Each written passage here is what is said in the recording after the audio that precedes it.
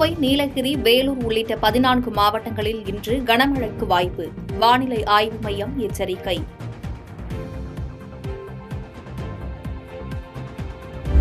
வேட்டையன் படத்திற்கு இடைக்கால தடை விதிக்க உயர்நீதிமன்ற மதுரை கிளை மறுப்பு. என்கவுண்டர் தொடர்பான வசனங்களை நீக்காவிட்டால் படத்திற்கு தடை விதிக்க கோரிய வழக்கில் உத்தரவு.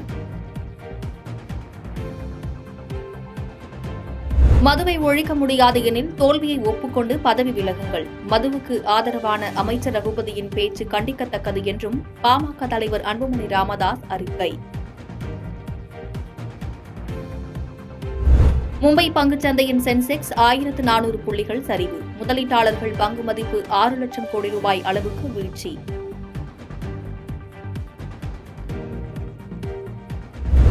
மகளிருக்கான T20 உலகக்கோப்பை கிரிக்கெட் தொடர் தொடக்கம். ஐக்கிய அரபு அமீரகத்தில் நடக்கும் போட்டியில் 10 அணிகள் பங்கேற்பு. ஏர் ஹோஸ்டஸ் போன்று அரசு பேருந்துகளில் பணிப்பெண்களை நியமிக்க மகாராஷ்டிரா அரசு திட்டம். முதற்கட்டமாக மும்பை, புனே வழித்தடத்தில் இயங்கும் பேருந்துகளில் ஷிவ்நெறி சுந்தரிகள் என்ற பெயரில் பணியமர்த்த முடிவு. கோவை ஈஷா யோகா மையத்தில் காவல்துறை விசாரணை நடத்த சென்னை உயர்நீதிமன்றம் உத்தரவிட்டதற்கு இடைக்கால தடை விதித்தது உச்சநீதிமன்றம். ராணுவத்தையோ காவல்துறையையோ இதுபோன்ற இடங்களுக்குள் சென்று விசாரிப்பதை அனுமதிக்க முடியாது என நீதிபதிகள் திட்டவட்டம். ஊழல் மத்திய சிறையில் மேம்படுத்தப்பட்ட வழக்கறிஞர்கள் பார்வையாளர்கள் நேர்காணல் அறையை திறந்து வைத்தார் அமைச்சர் ரகுபதி. உயர்நீதிமன்ற உத்தரவின் பேரில் பார்வையாளர்களுக்கு பிரத்யேக ஏற்பாடு.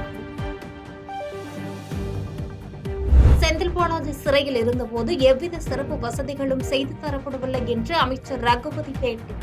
செந்தில் பாலாஜி சிறையில் இருந்தபோது மற்ற சிறைவாசிகளுக்கு வழங்கப்பட்ட அதே வசதிதான் வழங்கப்பட்டதாகவும் விளக்கம். சாராய ஆலைகள் வைத்துள்ள திமுகவினர் அவர்களின் பிரதிநிதிகள் கொண்டு மதுவிலக்கு மாநாட்டில் மேடையில் வைத்து நடத்தினால் சாராய ஆலைகள் வைத்துள்ள திமுகவினர் அவர்களின் பிரதிநிதிகளை கொண்டு மதுவிலக்கு மாநாட்டை மேடையில் வைத்து நடத்தினால் என்ன பயன் கிடைக்கும் என பாமக நிறுவனர் ராமதாஸ் கேள்வி. அமலாக்கத்துறை தைலாபுரத்திற்கு வர முடியாது, இங்கு மரத்தின் நிழல் மட்டுமே உள்ளது என்று பேட்டி. ஹரியானாவில் சூடுபிடிக்கும் தேர்தல் களத்தில் இறுதிக்கட்ட பிரச்சாரம். மத்திய பிரதேச முதலமைச்சர் மோகன் யாதவ் ரோட் ஷோ நடத்தி தீவிர வாக்கு சேகரிப்பு. ஹரியானா பல்லப்கரில் பாஜக வேட்பாளர் மூல்சிங் சர்மாவை ஆதரித்து உத்தரகாண்ட் முதலமைச்சர் புஷ்கர் சிங் தாமி ரோட் ஷோ. வழிநடத்திலும் பூக்கள் தூவியும் மாலை அணிவித்தும் உற்சாக வரவேற்பு. திருப்பதி லட்டில் சர்ச்சையை ஏற்படுத்திய நெய் ARD நிறுவனத்துடையது அல்ல என்று தகவல். ARD நிறுவனம் தெலுங்கானாவை சேர்ந்த வைஷ்ணவி டெய்ரி நிறுவனத்திலிருந்து நெய்யை வாங்கியுள்ளது மத்திய உணவு பாதுகாப்பு துறையின் சோதனையில் அம்பலம். 33 டன் அளவிலான நிவாரணப் பொருட்களை லெபனானுக்கு அனுப்பி வைத்தது ரஷ்யா. உணவு, மருந்துகள், மொபைல் பவர் பிளான்ட் ஆகியவை அடங்கும்.